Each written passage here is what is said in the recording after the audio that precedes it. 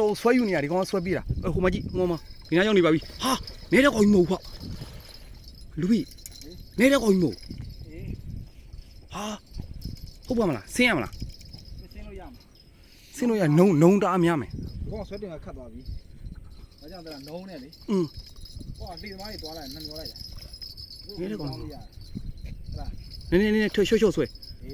နေတဲ့ကောင်ကြီးမဟုတ်ဘူးကန့်နေပြီဒီမှာမြင်နေရပြီအပေါ်ရောက်နေဆွဲလာနေတဲ့ကောင်ကြီးမဟုတ်ဒီကောင်ကုန်းကတောင်တင်အောင်လုပ်နေတာတော့ပေါ့လားတောင်တင်ဝိုင်းရပြီ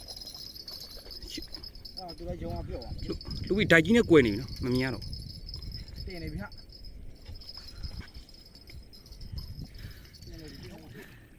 အေးအဲ့တော့ရေကြားအချိန်ငါးများတာကဲ IDM fishing ရတော့နော်ကြိုးစားချပါတယ်မကြည့်မှန်ကန်ပဲ